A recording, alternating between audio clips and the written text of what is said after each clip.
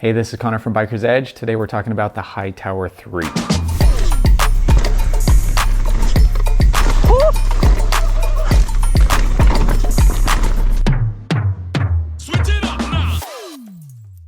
Refined, not redefined, is the tagline for this launch. Santa Cruz hasn't gone out and completely tried to redefine this bike. It has the same travel, different geometry, and most importantly, a vastly improved suspension platform. Santa Cruz claims this is their greatest hits compiled into one bike. So is it? Stick around to find out. We're going to quickly run through the new stuff with the Hightower 3. We're going to start with suspension. So the previous generation, or the first generation lower link VPP, those bikes seem to be pretty heavy on traction and a little light on fun factor. And it makes sense. The lower link system came from the V10, which probably needs quite a bit of traction. Santa Cruz has been refining that platform in their trail bikes ever since, and they are getting better and better. Especially starting with the Heckler 9 that came out last year, Santa Cruz has been on a heater with suspension. It's getting really, really good. And the new Hightower 3 is no exception. We're gonna nerd out here for just a second. Santa Cruz has tweaked some of the leverage curves and some of the suspension characteristics.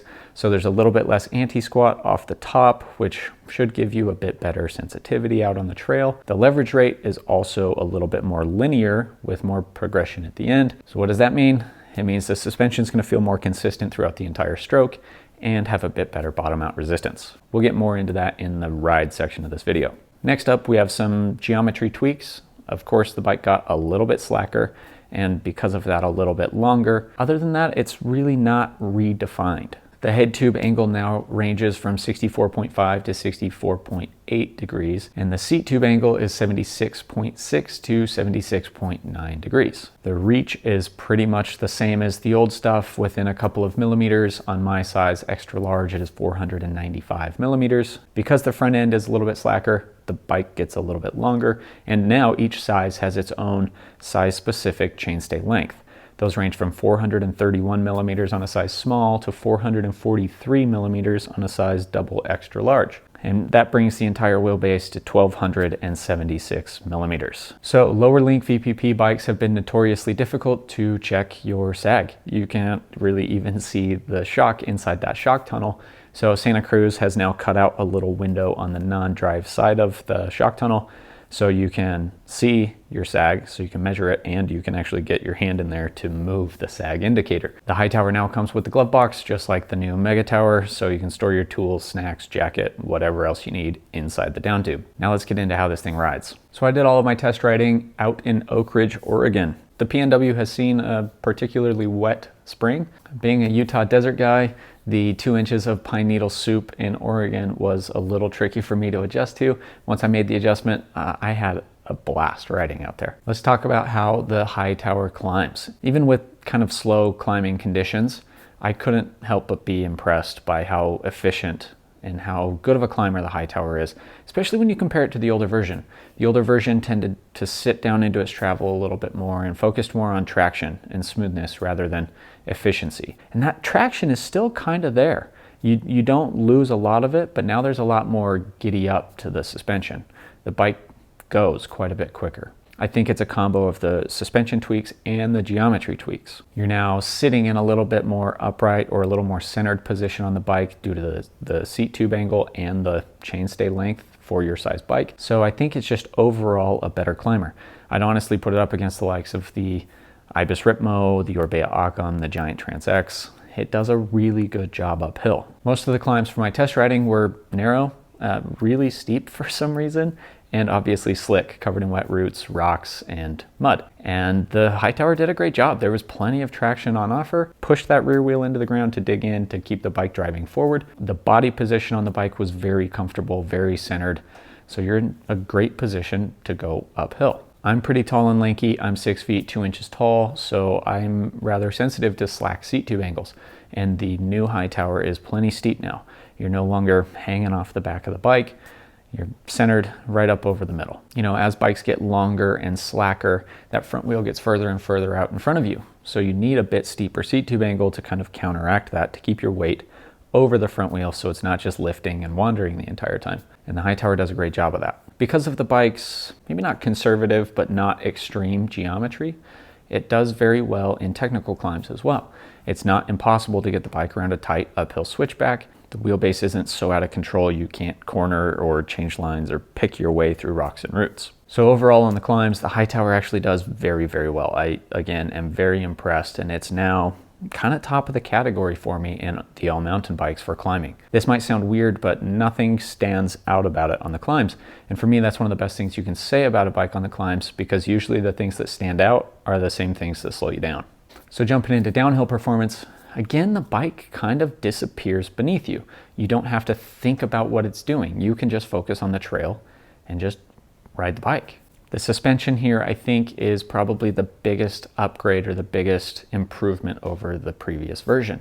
The previous version kind of sat down into the travel and it hugged the ground. Great. The traction on that bike was insane, but it didn't have the most lively or responsive ride quality to it. The new one solves that problem, and I don't think it really gives up too much traction either. There's still tons of traction on offer, but the suspension's now firm and supported throughout the entire stroke. It's a more responsive ride quality, whether you're pumping, jumping, or getting on the pedals to get back up to speed. The bike just responds quicker and better, and I think it's because of that refined suspension curve. That suspension lends itself very well to unweighting, which is really good because being a Utah guy, I was terrified to let my tires touch anything that resembled a wet root. So there was a lot of bunny hopping over things on the trail for me, and the Hightower does a great job. It lends itself to that style of riding very well. I wouldn't go as far as calling it a jibby, super playful bike, but it's far from a couch potato or kind of a lazy, slow feeling bike. Like I said, it's plenty easy to get off the ground, it's fun to jump, and it's fun to pump and generate speed on the trail. While Oak Ridge didn't really have any big drops or huge, steep, technical, gnarly features, what it did have, and it had plenty of them, were high-speed G-outs. You'd be hauling along a section of trail and you'd come into a really good compression. So that's a great test for bottom-out resistance on a bike. And the Hightower resisted clanging through the travel on all of those G-outs very well. And I think it's because of that refined suspension curve. The suspension's very consistent and linear throughout the entire stroke. So you don't very easily move through the first 2/3 and then encounter this wall of progression where you just slam into it. Instead, it's just firm and supported the entire way through, and there's plenty of bottom out resistance. So the Hightower's handling is very sure-footed and capable. It felt very at home on the high-speed, narrow, kind of sketchy bench cut sections of trail, as well as the steeper, rougher bits of trail. It felt really, really good on kind of the steep, skiddy bits of trail where you'd be picking up speed and then slam into a catch berm to slow down. It felt really, really good on that stuff. The usable, well-rounded geometry, I think, helps a lot here, as well as the suspension. You know, it's not boring on smoother, flatter terrain, but it's not squirrely or sketchy on steeper, rougher terrain.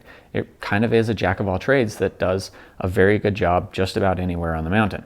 Oak Ridge has some particularly tight corners that I think even a unicycle would struggle to get around. So my extra large frame was a little tricky to get around some of those corners. But on normal corners, it was very easy to lean the bike, to get it to dig in and just stay off the brakes and let the bike do its thing around a corner. I think it's because you're so centered up on the bike.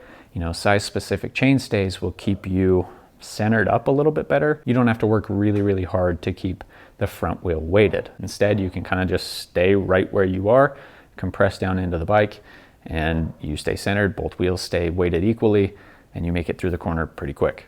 Again, the very best thing I can say about the Hightower, and please don't take this the wrong way, is the bike completely disappears. You don't even pay attention to it.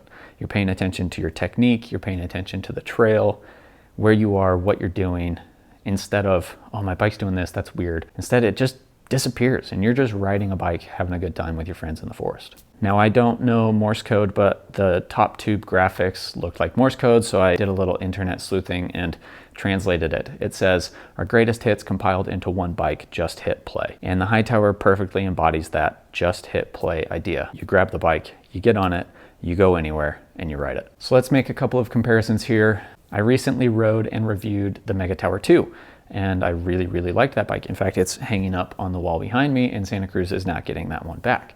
It seems like Santa Cruz in the past maybe struggled to differentiate between bikes in their lineup. You know, they had a bike every 10 millimeters, and there was a lot of overlap between them. And it seems like that's not the case anymore. You know, the Hightower sits right below the Mega Tower in the full 29 category, but it rides very, very different. I think the use case for that bike is clearly separate from the use case for the Mega Tower. Mega Tower is big, plush, and burly without ever really feeling too burly. And then the Hightower is very much an all-mountain bike. It's the kind of bike that'll climb all day and not really make you pay for it. It's the kind of bike you can take on an easy trail and not hate everything about it. And it's the kind of bike you can take on some really gnarly stuff and survive. So I think if you need that kind of bike that literally you can take it anywhere and ride anything on it, Hightower is your go-to. But if you find yourself in burlier terrain most of the time, or you really like to push the pace in burly terrain, you're probably going to want that Mega Tower. Let's compare this to the old Hightower. So you've got the Hightower 2 sitting at home and you're wondering if it's worth the upgrade to the Hightower 3. I can't help but think that the Hightower 3 is better in almost every way. It climbs better, the geometry's better for going everywhere on the mountain. That seat tube is steeper. Most importantly, the suspension curve, I think, is vastly improved, especially for how I like to ride a bike, which is a little more responsive and a little more engaging. That said, the Hightower 2 is far from being a bad bike. Again, I've always called it the most all-mountain bike you can buy.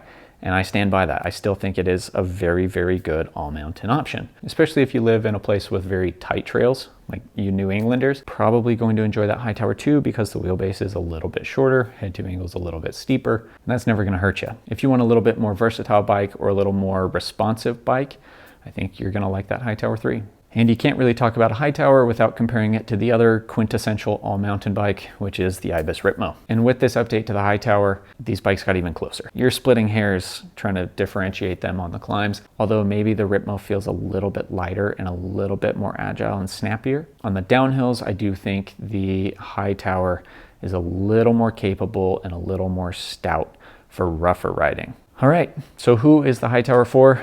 This one is simple. It's for mountain bikers. If you like to ride a mountain bike, you're probably going to like the Hightower. And now the one-line bike review, just to wrap this thing up, the Santa Cruz Hightower 3, it's a mountain bike. All right, that's going to do it for the Hightower. We have a ton of bikes on order. Come check them out. Come pay us a visit at Biker's Edge. And thanks for sticking around. See you next time.